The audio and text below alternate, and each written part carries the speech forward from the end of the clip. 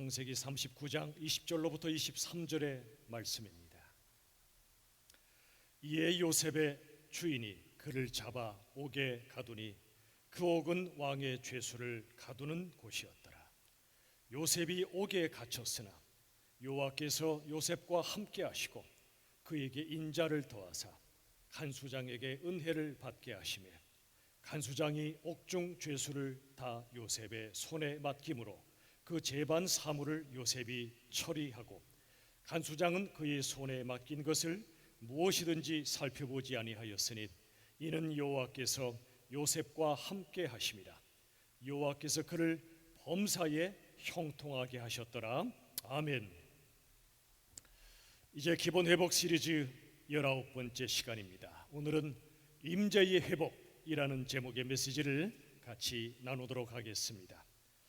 오늘 본문의 말씀 창세기 39장은 요셉이 참으로 고난 중에 하나님의 임재를 경험했던 그런 이야기입니다. 요셉은 형들에게 배신당했지요. 그리고 애굽 땅의 종으로 팔려갔습니다. 요셉의 주인 보디발은 애굽의 왕 바로의 친위대장이었습니다. 고위직 관리였습니다. 그는 목격했습니다. 하나님께서 요셉의 삶에 임재하시고 그의 모든 일을 형통케 하심을 보았습니다. 그는 직감했을 것입니다. 요셉의 진짜 주인은 보디발 자신도 아니고 저 애굽 왕 바로도 아니고 하나님이심을 직감했을 겁니다. 그러나 그 후로도 요셉은 보디발의 아내의 모함으로 감옥에 갇히는 고난을 겪습니다. 여러분, 우리가 하나님의 임재 가운데 있다 해도 고난이 없는 것은 아닙니다. 요한복음 16장 33절의 말씀처럼 너희가 세상에서 환난을 당하나 두려워하지 마라. 내가 세상을 이기었다. 우리 예수님이 말씀하셨습니다. 그렇습니다. 예수 믿는 사람들에게도 고난은 면제되지 않습니다. 하나님이 임재하신다 해도 고난은 있습니다. 왜냐하면 세상이 악하기 때문입니다. 하지만 여러분, 하나님의 임재는 모든 고난을 능히 감당하게 해주십니다. 오늘 본문의 말씀 창세기 39장 말씀을 보시면 여호와께서 요셉과 함께 하셔서 감옥 안에서도 형통하게 하셨다고 말씀합니다. 우리들은 이런 질문을 할 수 있죠. 하나님이 함께 하셨다면, 그래서 하나님이 형통케 하신다면 왜 요셉을 당장 감옥에서 끌어내지 않냐고요. 여러분, 하나님께서는 요셉의 고난을 원하지 않으십니다. 세상의 죄 때문에 요셉이 고난받고 있습니다. 그러나 하나님은 약 3년 정도로 추정되는 요셉의 투옥 생활 가운데 그를 만나 주셨습니다. 그를 말씀의 사람으로 연단하셨습니다. 시편 105편의 말씀처럼 이 감옥의 고난, 이 시간 동안 하나님은 그를 앞으로 세상을 구원하는데 그 하나님의 역사에 능히 쓰임받을 만한 사람으로 단련시키셨던 것입니다. 오늘 본문의 말씀처럼 그가 형통했는데 여기에 하나님이 함께 하셨다는 말씀이 연이어 나옵니다. 여러분, 하나님이 요셉과 함께 하신 결과 요셉의 삶이 형통케 된 것도 맞습니다. 그런데 더 중요한 것이 있습니다. 그것은 하나님께서 그와 함께 하신다는 것 자체가 형통입니다. 하나님의 임재 자체가 형통이란 말입니다. 여러분, 예수 믿으면 성공합니까? 그럴 수 있습니다. 당장 그렇지 않을 수도 있습니다. 더 중요한 것은 예수를 믿으면 성공한다가 아니고요, 예수를 믿는 것 자체가 진정한 성공이라는 사실을 믿으시길 바랍니다. 오늘 본문의 말씀에도 감옥 안에 있던 요셉과 하나님이 함께 하셨으므로 그의 삶이 형통했다. 하나님의 임재가 바로 형통의 핵심이란 그런 말씀이지요. 여러분, 하나님의 떠나시면은요, 하나님의 임재가 떠나면 우리가 세상 모든 것을 얻는다고 해도 실은 다 잃어버린 것입니다. 우리 사랑하는 자녀들 좋은 대학 가고 좋은 데 취직하고 돈 많이 벌고 세상 기준으로 괜찮은 사람과 결혼한다 해도 그 가정에서 하나님의 임재가 떠나면 그 가정은 실패입니다. 반대로 가진 것 별로 없지만, 부족한 것 많지만, 이룬 것 별로 없지만 하나님이 임재해 계시다면 그 우리 자녀의 삶은 진정한 형통의 삶이라고 성경은 말씀합니다. 여러분, 살다가 많은 걸 잃어버릴 수 있습니다. 다 잃을 수 있습니다. 하지만 하나님이 함께 하신다면 우리들은 하나도 잃은 것이 아닙니다. 여러분, 말씀드렸었죠? 모든 걸 잃어버려도 하나도 잃지 않을 수 있는 비결이 있다고요. 그것은 우리 예수님을 전부로 삼는 것입니다. 예수님을 전부로 삼으면 모든 걸 잃어도 하나도 잃은 것이 아닙니다. 하나님의 임재는 우리 인생의 전부란 말입니다. 여러분, 신구약 성경은 하나님의 임재의 역사입니다. 에덴 동산은 하나님께서 충만하게 임재하신 기쁨의 땅이었습니다. 적어도 그곳에 죄가 들어오기 전까지는요. 아담과 하와가 죄를 지은 다음에 그들은 하나님의 얼굴을 피하여 도망갔습니다. 하나님의 임재로부터 도피한 것입니다. 그 후에 그들의 삶은 힐낙원의 삶이었습니다. 낙원을 잃어버린 삶, 즉 하나님의 임재를 떠난 삶은 더 이상 낙원이 아닙니다. 세월이 지납니다. 이스라엘 백성들이 애굽 땅의 종이 됩니다. 하나님은 그들을 해방시키십니다. 출애굽의 은혜를 주시고 40년 광야의 길을 걷게 하십니다. 광야 한가운데 그들이 텐트를 친 장막 한가운데 하나님은 성막을 세우라 하십니다. 이 성막은 하나님의 임재의 상징입니다. 또 세월이 지납니다. 솔로몬 왕을 통해 성전을 지켜야 하십니다. 성전도 하나님의 임재와 통치의 상징입니다. 성전 안에 지성소가 있습니다. 지성소는 거룩하신 하나님께서 임재하시고 죄인들을 속죄하시는 은혜의 장소입니다. 하나님이 영광으로 임재하신 곳이 바로 성전이란 말입니다. 그들은 광야길을 걸어갑니다. 광야길에서 그들이 승리한 것은 그들이 가진 그 무엇 때문이 아닙니다. 그들의 소유나 어떤 다른 이유가 아니라 오직 하나님의 임재 때문에 그들은 광야길을 승리할 수 있었습니다. 여러분, 야곱 그의 삶은 광야길 인생이었습니다. 형과의 갈등으로 집을 떠나지요. 그때 하나님께서는 루스라고 하는 곳에서 그를 만나 주십니다. 그가 깨닫습니다. 이렇게 고백합니다. 여호와 하나님께서 나와 함께 계신 것을 내가 몰랐다. 여호와께서 바로 여기에 계신 것을 내가 알지 못했다. 그는 이 땅에서 하나님의 임재를 체험했습니다. 그 땅의 이름이 바뀌었습니다. 루스가 아니라 베델로 바뀝니다. 베델은 하나님의 집이란 뜻입니다. 성전입니다. 하나님의 임재의 장소란 뜻입니다. 그 후로 그의 삶에 수많은 고난이 있었지만, 집안에 아픈 뼈 아픈 고통이 있었지만 그는 그때마다 베델로 올라갑니다. 장소가 중요한 것이 아닙니다. 하나님의 임재로 다시 한번 나아가는 것입니다. 여러분, 인간이 죄를 지었을 때, 하나님의 임재가 떠났을 때 모든 것은 무너졌지만 다시 그 임재를 회복할 때 우리 하나님의 백성들은 모든 삶을 회복하게 됩니다. 출애굽기 32장에는 참으로 안타까운 일이 벌어집니다. 하나님의 백성들이 모세를 더 이상 기다리지 못한 채 금송아지 우상을 숭배했습니다. 출애굽기 33장엔 이런 말씀이 나오죠. 하나님께서 모세에게 말씀하십니다. 내가 너희에게 약속한 땅을 주겠다. 하나님은 신실하시기 때문에 약속을 지키십니다. 그러나 그 땅에 나는 함께 갈 수 없다고 말씀하셨습니다. 땅은 주셔도 임재는 거두시겠다는 겁니다. 이것은 축복이 아닙니다. 하나님의 임재가 떠난 그 땅은 더 이상 하나님의 나라가 아닙니다. 그러자 화들짝 놀란 모세가 하나님께 간곡히 아뢰입니다.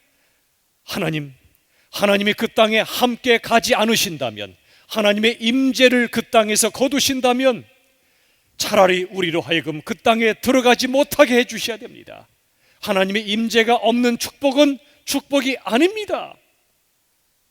모세의 진정한 신앙 고백을 하나님이 들으셨고, 알았다, 내가 그 땅에 함께 가마 임재를 거두지 않으마 내가 너를 편케 하마, 하나님이 모세를 위로해 주십니다.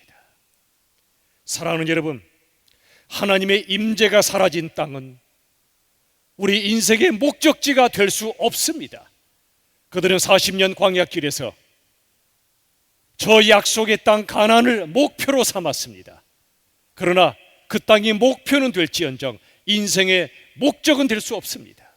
여러분, 사시다가 너무 힘들면 하나님, 제게 몇 평짜리 아파트 하나 주시면 감사하겠습니다. 인생의 목표로 삼죠. 열심히 저축합니다. 다 좋은 일입니다. 드디어 하나님께서 집을 주실 때 얼마나 감사합니까?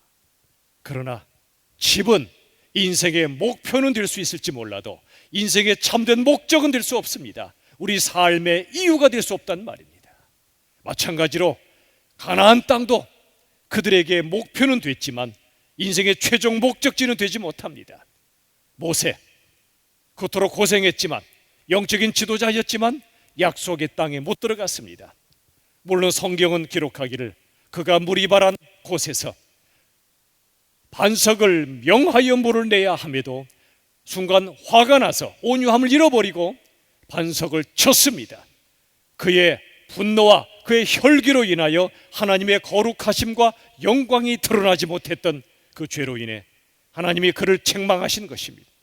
그러나 여러분, 모세가 가나안 땅에 못 들어간 것이 그 이유 때문일까요? 그렇지 않습니다. 모세는 나중에 영광의 모습으로 나타납니다.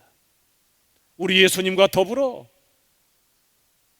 또 우리가 천국에 갈 때 그런 영광의 모습으로 우리가 만날 것입니다.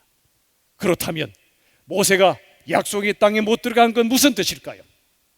그것은 출애굽 때나 광야 길에서나 심지어 모세가 마지막으로 머물렀던 느보산, 저 가나안 땅이 눈앞에 보이는 바로 그 느보산과 그 자리에도 하나님은 임재하셨고, 바로 그 자리에서 그는 하나님의 임재 가운데 살다 죽었습니다. 그렇다면 여러분, 우리에게 주시는 진리가 무엇일까요? 우리 다 함께 고백하시도록 하겠습니다. 저를 따라 합시다. 주님 계신 곳이 목적지이다. 눈에 보이는 가나안 땅이 최종 목적지가 아닙니다. 그 땅에 들어가도 하나님의 임재가 떠나면 인생의 목적지가 되지 못합니다. 모세처럼 그 땅에 몸은 들어가지 못했지만 인생의 마지막 시간에 우리 주님의 임재가 있었기 때문에 바로 그 자리가 목적지가 된 것입니다.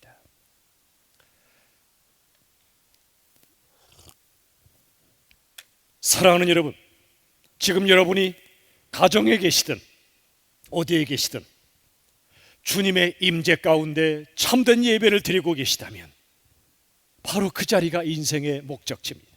언젠가 우리가 이 땅을 떠날 때가 올 것입니다. 바로 그때 우리들은 죄 짓는 자리에 있지 않고 하나님의 영광을 예배하며 찬양하고 있다면 바로 그 자리가 병실이 되든 어느 자리가 됐든 영광스러운 인생의 목적지라는 사실을 잊지 마십시오. 오든지 가든지 머물든지 떠나든지 건강하든지 아프든지 심지어 살든지 죽든지 하나님의 임재 가운데 있는 그것이 바로 성공이며 형통이며 행복이라는 사실을 잊지 마시기 바랍니다. 우리 찬양이 있습니다. 한번 보시죠. 이런 찬양입니다. 주님 말씀하시면 내가 나아가리다. 주님 뜻이 아니면 내가 멈춰서리다. 우리 한번 이 찬양 한번 불러볼까요?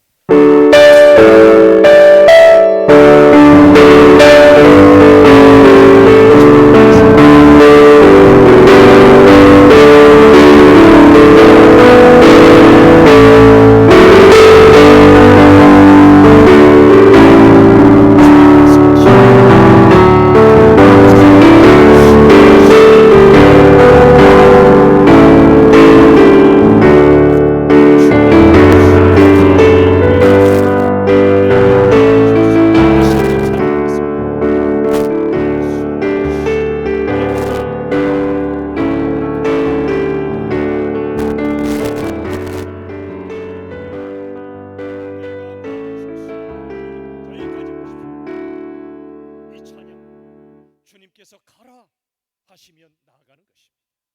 주님이 가는 것이 뜻이 아니다, 멈춰서라 하시면 멈춰서야 합니다. 우리 인생들은 어떤 장소가 우리 인생의 목적이라 생각합니다. 그렇지 않습니다. 주님이 임재해 계신 그 자리가 바로 우리 인생의 목적이 되어야 합니다. 여러분, 지옥이 왜 지옥이지요? 주님이 거기에 안 계시기 때문에 지옥입니다. 천국이 왜 천국이지요? 주님이 거기에 계시기 때문입니다. 주님의 사랑과 은혜와 자비와 긍휼이 무한하게 머무는 주님의 임재의 장소가 바로 천국이란 말입니다. 이 땅에서 모든 것을 가진다 한들 주님의 사랑과 은혜와 자비와 긍휼이 떠나면, 주님의 임재가 떠나면 거기는 지옥입니다. 여러분, 어디가 고향이죠? 어머님이 계신 곳이 고향이잖아요. 그 자리가 어디든 말이지요. 마찬가지로 주님이 계신 곳이 천국이란 말입니다. 우리 찬양하시죠. 초막이나 궁궐이나 내 주 예수 모신 곳이 그 어디나 하늘나라입니다. 그 장소가 초막이든 궁궐이든 내 주 예수님을 모셨다면, 우리 주님이 임재해 계시다면 거기가 바로 천국이란 말입니다. 여호와 삼마라는 말이 있습니다. 하나님이 여기 계시다는 뜻입니다. 저와 여러분이 어디에 머물든 여호와 삼마, 하나님이 여기 임재해 계심을 외칠 수 있다면 바로 그 자리가 우리 인생의 목적지란 말입니다. 하나님의 임재가 이처럼 놀랍습니다. 모세가 그러했듯, 요셉이 그러했듯, 야곱이 그러했듯, 우리들도 어떤 환경 속에 있든 어떤 상황 속에 거하든 우리 주님이 임재하신다면 그 자리에서 살든지 죽든지 우리 인생의 최종 목적지라는 사실을 잊지 마십시오. 여러분은 삶 속에서 하나님의 임재를 얼마나 체험하며 살고 계신가요? 모든 게 캄캄할 때가 있습니다. 바로 그 순간 하나님의 환한 빛이 느껴질 때가 있지요. 또 온 세상이 차갑기만 느껴지는데 하나님의 따스한 사랑이 내 안에 올라올 때가 있습니다. 사는 게 슬프고 쓰디쓴데 왠지 알 수 없는 기쁨과 달콤한 행복이 내 안에 올라올 때가 있습니다. 모든 것이 나를 옥죄는 것만 같은데 하늘이 뻥 뚫린 것 같은 자유가 느껴질 때가 있습니다. 또 죽을 것만 같은 고통의 순간에 내 안 깊은 곳에서 영원한 생명이 느껴질 때가 있습니다. 이것은 바로 빛과 사랑이시고 기쁨과 자유이시며 영원한 생명 되신 하나님께서 내 안에 임재하시기 때문에 그렇습니다. 로마서 5장 5절 하반절 같이 읽겠습니다. 시작. 성령으로 말미암아 하나님의 사랑이 우리 마음에 부은 바 됨이니. 성령님은 우리 안에 살아계십니다. 그분으로 말미암아 하나님의 그 무한한 사랑, 예수님의 십자가의 그 사랑이 우리 마음에 쏟아 부어진다는 것입니다. 나이아가라 폭포가 막 쏟아 부어지듯이 말이지요. 거부할 수 없는 하나님의 사랑이 내 마음속에 쏟아 부어지는, 바로 그게 하나님의 임재의 순간입니다. 그리하면 텅 빈 들과 같이 외롭고 고독하고 두려웠던 나의 마음이 하나님의 임재로 충만해지게 되는 것입니다. 또한 여러분, 하나님의 임재는 우리의 내면을 비추어서 우리의 죄를 보게 하십니다. 그리고 회개하게 하십니다. 하나님의 임재가 없을 때는 내 죄를 뭉개며 삽니다. 그런데 하나님이 빛으로 임재하시면, 말씀으로 임재하시면 내 안에 죄가 보이기 시작합니다. 너무나 끔찍한 걸 느끼게 됩니다. 그리고 하나님 앞에 회개하게 됩니다. 이사야 6장 5절, 이사야 선지자는 이렇게 고백합니다. 화로다 나여 망하게 되었도다. 나는 입술이 부정한 사람이요 만군의 여호와이신 왕을 베었음이로다. 하나님 왕을 베었다는 건 하나님의 임재 가운데 거하게 되었다는 뜻입니다. 뭐라고 고백합니까? 6장 5절 다시 보십시오. 화로다 그럽니다. 화로다 나여 망하게 되었도다. 내 인생 끝장났다는 겁니다. 왜지요? 나는 입술이 부정한 사람이요 내 입술이 더럽다는 것입니다. 죄를 짓고 있다는 것입니다. 누군가를 죄짓게 한다는 것입니다. 누군가에게 상처를 준다는 것입니다. 누군가 인생을 무너뜨린다는 것입니다. 내 입술이 부정하고 더러운 바로 나임을 깨달을 때 하나님의 임재 가운데 이사야 선지자를 회개하고 있다는 것입니다. 여러분, 누가복음 18장엔 삭개오가 나오지요. 그동안 세관에 있으면서 수많은 죄를 지었습니다. 가난한 자들, 이 땅의 수많은 자들의 등이 희귀했습니다. 그들을 등쳐먹고 살았습니다. 그런데 그의 인생에 예수님이 임재하십니다. 내가 오늘 너의 집에 머물러야 하겠다. 그의 집에 예수님이 임재하게 됩니다. 그로 인해 그의 인생은 완전히 변화됩니다. 주님의 임재가 그에게 주어지니까 그는 자신의 죄를 회개하기 시작합니다. 말로만 회개가 아닙니다. 마음으로만 회개가 아닙니다. 그의 삶이 뒤집어집니다. 그동안에 나 때문에 억울했던 사람들에게 가서 사과하고 내가 그들의 걸 강탈했다면 다 갚아주겠다고 말합니다. 임재의 결과가 바로 회개와 변화란 말입니다. 사랑하는 여러분, 저와 여러분은 매일의 삶 속에 나의 죄를 얼마나 회개하며 살고 있나요? 회개가 없이 산다면 하나님의 임재가 떠났는지도 모릅니다. 하나님의 임재가 우리 가운데 있다면, 말씀의 빛이 나를 비추신다면 우리들은 매일 매 순간 나의 입술과 나의 생각과 나의 행동과 나의 삶으로 인하여 하나님과 사람 앞에 얼마나 내가 죄인인가를 회개할 수밖에 없습니다. 하나님의 임재의 증거는 회개란 말입니다. 오래전 제가 합동신학대학원 대학교에 다닐 때 합신을 창립하셨던 박유선 목사님의 묘지 옆에서 기도회 동지들과 함께 기도하곤 했습니다. 어느 날 함께 기도하는데 하나님의 영광의 빛이 제 마음을 비추시는 것입니다. 그 순간 참담한 제 안의 죄가 적나라하게 드러나는 것입니다. 교만과 욕심과 거짓됨과 미워함과 믿음 없음과 온갖 끔찍한 죄들이 제 안에 가득함을 보았습니다. 그때가 밤이었기 때문에 하늘도 깜깜했지만 그 하늘엔 별이 떠 있었습니다. 그러나 제 마음속의 하늘엔 별이 없었습니다. 온통 어두움밖에 없었습니다. 너무 참담하여 통곡하며 기도합니다. 함께 기도하던 동지들이 깜짝 놀라서 묻습니다. 그때 제가 전도사였습니다. 이 전도사 왜 그래? 무슨 일이 있어? 왜 그래? 저는 더 이상 말할 수가 없었습니다. 남들이 모르는 제 안에 참담한 죄를 보았기 때문에 그렇습니다.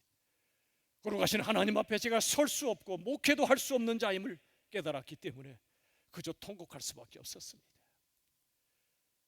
같이 기도하던 시간이 끝났지만 잠을 잘 수가 없었습니다. 예배당에 홀로 조용하게 가서 밤새도록 회개하며 기도했습니다. 어느 사이에 동이 터오더라고요.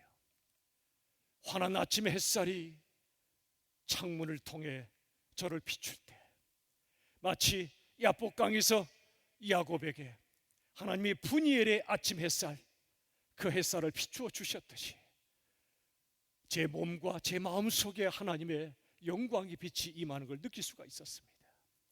통쾌했습니다. 아팠지만 너무도 기뻤습니다. 하나님의 임재를 밤새도록 체험했던 그날을 저는 지금도 어제의 일처럼 생생하게 기억합니다. 저는 베드로전서 1장 8절의 말씀을 볼 때마다 그날이 떠오릅니다. 우리 같이 한번 읽어보겠습니다. 시작. 예수를 믿고 말할 수 없는 영광스러운 즐거움으로 기뻐하니. 여러분, 예수 믿으십니까? 예수를 믿는다면 이 말씀처럼 말할 수 없는 영광스러운 즐거움으로 기뻐해야 마땅합니다. 이 기쁨은 십자가를 통과한 기쁨입니다. 내 죄로 인하여 십자가에 죽으신 예수 그리스도를 만나고 그분의 속죄의 은혜로 내가 죄 사함 받고 그로 인해 기뻐하는 영광스러운 기쁨입니다. 예수를 믿는다는 건 내 죄와 인생의 고통과 죽음의 두려움 앞에서도 나를 구원하신 그 놀라운 영광스러운 기쁨을 내가 체험하며 그 기쁨으로 즐거워하는 것, 이게 바로 믿음이란 말입니다. 25년 전 저는 한 교회에 고등부 전도사로 목회를 시작하게 되었습니다. 첫 번째 겨울 수련회를 합동신학교에서 했습니다. 첫째 날 밤에 집회, 너무도 힘들었어요. 오랫동안 열심히 준비하고 초짜 전도사로서 정말 하나님의 부흥이 임하길 원하여 이 청소년들에게 너무도 열심히 말씀을 전했습니다. 그런데 이 아이들이 맹숭맹숭한 겁니다. 목 놓아 외쳐도 다들 눈들이 풀어져 있었습니다. 낙심이 됐습니다. 하나님, 저 목회 못하겠습니다. 저 설교 못하겠습니다. 그 다음 날 밤이 되었습니다. 마지막 날 집회입니다. 제 몸에 힘이 다 빠져버렸습니다. 제 마음도 힘이 다 빠져버렸습니다. 놀라운 건 제게서 힘이 빠지니까 성령 하나님이 임하기 시작하더라고요. 하나님이 일하기 시작하시더라고요. 힘 빠진 채로 하나님의 말씀을 그냥 전했을 뿐인데 이 아이들의 눈빛이 달라지기 시작합니다. 그리고 설교 후에 아이들에게 도전했습니다. 여러분, 그동안 여러분들이 이 자리에 함께 있는 믿음의 동지들에게 말로 상처 주었거나 삶으로 아프게 했다면 우리 회개합시다. 그리고 그분에게 다가가 용서를 빕시다. 사과합시다. 하나님 앞에 회개, 사람 앞에 사과합시다. 내가 잘했든 잘못했든, 그 사람이 잘했든 잘못했든 하나님 앞에 나의 죄를 고백하며 나아갑시다. 제가 강하게 요청한 거 아니에요. 힘 빠진 전도사의 그저 말에 불과했는데 성령께서 그 자리에 임재하셨습니다. 아이들이 하나둘 무릎을 꿇기 시작했습니다. 그 어린 아이들이 통곡하며 회개하기 시작했습니다. 그리고 하나이가 일어나서 내가 아프게 했던 또 다른 아이에게 다가가 무릎을 꿇고 참회하며 기도하기 시작합니다. 그 자리가 회개와 부흥의 자리가 되었습니다. 예배 후에 위에서 세족식이 준비되고 있어서 청년 간사들이 아무리 기다리도 올라오질 않으니까 한 사람이 내려왔습니다. 그가 이렇게 외쳤습니다. 불 내렸다! 불 내렸다! 그 자리에 성령의 불이 내렸음을 그가 본 것이에요. 10분 정도의 기도회가 예정되어 있었는데 프로그램상 1시간 이상을 다 함께 눈물로 기도하며 회개했습니다. 그 어린 아이들이 말이죠. 그리고 그날 밤 세족식을 가지며 서로의 발을 씻어주고 그리고 이후에 수많은 프로그램들 다 취소했습니다. 문제가 되지 않았습니다. 평소 같으면 빨리 차, 내일 오전 예배 졸지 않으면 빨리 차, 그게 마땅한 일인데 그날은 그럴 수가 없었어요. 아이들이 벤치에 앉아 딱딱한 계단에 앉아 으르렁대고 싸웠던 아이들이 어깨동무하며 기뻐하고 기도하고 찬양하며 천국의 시간을 아이들이 보냈습니다. 하나님 앞에 감사의 기도를 올려드렸습니다. 하나님, 설교도 목회도 제가 하는 것이 아님을 깨닫게 하셨습니다. 하나님의 임재가 그들을 변화시키셨고 하나님의 임재가 그들을 회개시키셨고 하나님의 임재가 진정한 사랑의 공동체를 이루었음을 그날 밤 눈을 똑똑히 뜨고 볼 수밖에 없었습니다. 목격자에 불과했습니다. 하나님이 하신 것입니다. 하나님의 임재의 결과였습니다. 여러분, 여러분의 심령 속에, 여러분의 가정 속에, 우리 교회 안에, 이 땅 구석구석 안에 하나님이 임재하셔야 회개하고 회개해야 부흥이 일어난다는 사실을 잊지 마십시오. 그날 밤 임재의 결과가 천국이었듯이 하나님의 사람들은 하나님의 임재를 사모하고 그리고 천국을 누리게 됩니다. 누가복음 2장엔 시몬이라는 사람이 나옵니다. 그는 이제 죽을 날이 멀지 않은 사람이었습니다. 그런데 그토록 기다리고 기다리던 메시아가 아기 예수의 모습으로 드디어 이 땅에 오셨음을 그가 보게 됩니다. 그리고 감격으로 이렇게 고백했습니다. 주님, 이 종은 이제 세상을 평안히 떠날 수 있게 되었습니다. 무슨 고백이지요? 이런 겁니다. 이제 예수님 만났으니 당장 죽어도 괜찮다는 겁니다. 여러분 어떻습니까? 예수님 만났으니 당장 죽어도 괜찮습니까? 그 고백이 터져 나오는 사람만이 구원받은 사람입니다. 그게 바로 믿음이에요. 그게 바로 복음이란 말입니다. 내 삶의 환경이 어떠하든, 내가 어떤 아픔 속에 있든 이제 예수님 만났으니 당장 죽어도 좋습니다. 예수님과 함께라면 살아도 좋고 죽어도 좋다는 뜻입니다. 사나 죽으나 나는 주님의 것이기 때문에 그렇습니다. 사랑하는 여러분, 지금 이 시간 하나님께서 저와 여러분에게 딱 하나만 구하라고 하신다면 뭘 구하시겠습니까? 뭘 구하시겠습니까? 돈입니까? 명예입니까? 건강입니까? 딱 하나만 구하시라면 부디 하나님의 임재를 구하시길 바랍니다. 하나님의 임재를 구하십시오. 우리가 어떤 인생을 살든 어떤 길을 걷든 어디에 있든 그 자리에 하나님이 임재하시면 끝납니다. 그게 전부입니다. 그 자리가 거룩한 땅이 됩니다. 우리 영혼 속에, 우리의 가정 안에, 우리 열린 비전 교회, 아직 이 강당에 모여 예배드리진 못하지만 하나님이 임재하시면, 우리의 가정 속에 저 명일 조소 예배 때 하나님이 임재하시면 그 자리는 거룩한 성전이 되고 우리의 심령도 거룩한 성전이 될 것이며 어떤 고난 속에도 우리는 승리하게 될 줄로 믿습니다. 1990년 11월 16일 사이판을 향하던 비행기에 기장과 165명의 승객들이 탑승하고 있었습니다. 사이판엔 장대비가 내리고 있었습니다. 착륙 15분 전 하이드롤릭, 이것이 새고 있다는 보고가 기장에게 올라왔습니다. 하이드롤릭은 비행기의 바퀴를 자동으로 올리고 내리는 데 꼭 필요한 것입니다. 이젠 수동으로 조작해야 됩니다. 그런데 아무리 애써보고 용을 써봐도 꼼짝도 하지 않는 것입니다. 전기마저 나갔습니다. 비행기는 암흑천지가 되었습니다. 승객들은 비명을 지릅니다. 이제 바퀴가 내려오지 않으면 비상 착륙을 해야 되는데 너무도 위험합니다. 기장은 조종관을 부기장에게 맡긴 채 피를 말리는 기도를 시작했습니다. 그는 예수 믿는 사람이었습니다. 하나님 살려주십시오. 하나님 도와주십시오. 우리 이 수많은 승객들을 살려달라고.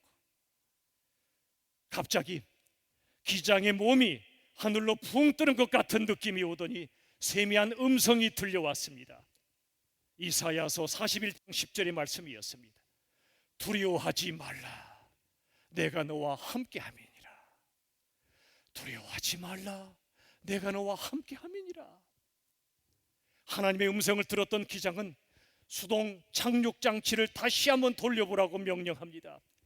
그렇게 안 돌아가던 핸들이 휑하고 돌아가기 시작합니다. 바퀴가 내려오기 시작했습니다. 기장은 드디어 방송으로 외칩니다.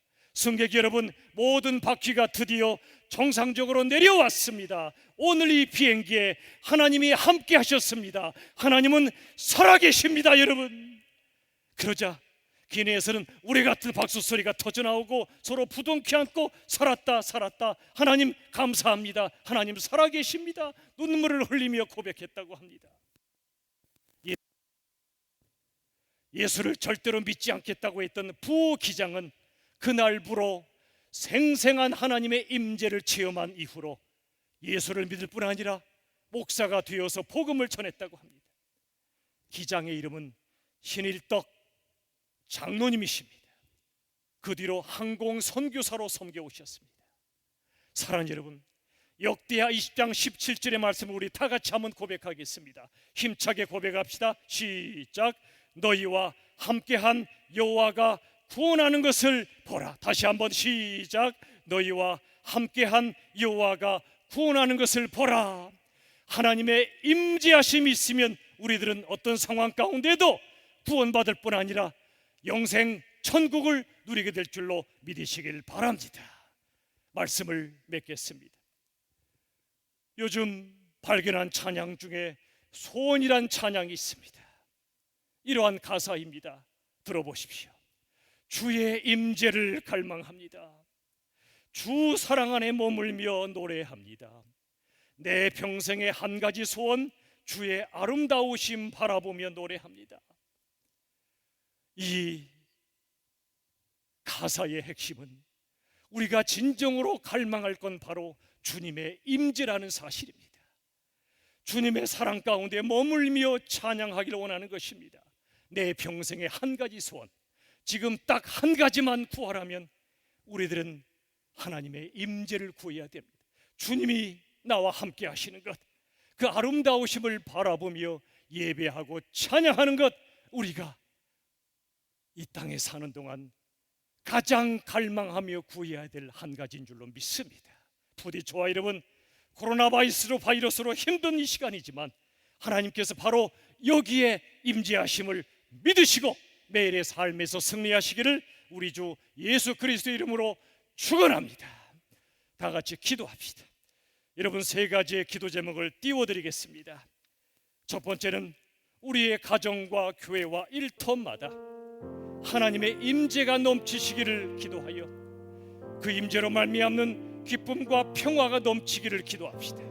두 번째는 성덕학교 학생들을 안전하게 지켜주시고 등교하여 공부하게 해주시고 우리 교회 공예배, 현장 예배도 온전히 회복될 수 있도록. 세 번째는 코로나 때문에 고통받는 이 땅에 수많은 영혼들을 하나님 치유와 회복의 역사를 이루시고 신천지와 저 클럽에 넘나드는 수많은 이 땅의 불쌍한 영혼들과 이 땅의 수많은 죄인들이 이 과정으로 인하여 하나님 앞에 회개하며 나옴으로 이 땅에 거룩하신 하나님의 나라가 될 수 있도록 우리 시간에 합심하여 다 같이 기도하겠습니다. 살아계신 아버지 하나님, 아버지 하나님, 우리의 모든 삶의 현장마다 하나님의 임재하심을 구하고 하나님의 떠나심 우리들은 아무것도 아닙니다. 사랑하지만 죽을 수밖에 없습니다. 하나님, 우리 교회를 불쌍히 여겨 주시옵소서. 아버지 우리가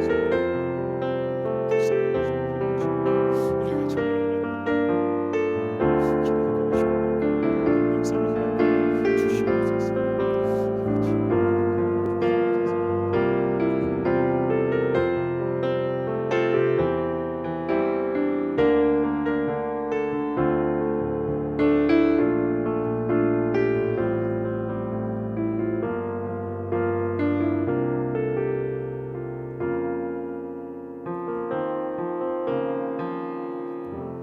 살아계신 아버지 하나님, 감사합니다. 오늘 또 가정에서, 명일초소에서, 우리 삶의 현장마다 어디에 있든지 어느 나라에 있든지 하나님께서 임재하시는 참된 예배로 받아 주시옵소서. 임재를 체험하면 어떤 상황에서 우린 천국을 누리게 되고 하나님의 기쁨과 영광을 누리게 될 줄로 믿습니다. 하나님, 기도하오니 우리 성덕학교와 이 땅의 모든 학교들, 우리 학생들을 지켜주시고 반려와 함께 안전하게 공부하고 우리 열린비전교회와 이 땅의 모든 교회들이 예배당에서 진정한 공예배를 드릴 수 있도록 하나님 함께하여 주시옵소서. 코로나 때문에 고통받는 이들을 불쌍히 여겨주시고 진도 가운데에도 긍휼을 베풀어 주셔서 치유와 회복의 역사를 이루어 주시고 죄로 인한 더러워진 이 땅을 하나님 은혜로 깨끗게 하여 주시옵소서. 예수님의 이름으로 간절히 기도하옵나이다. 아멘.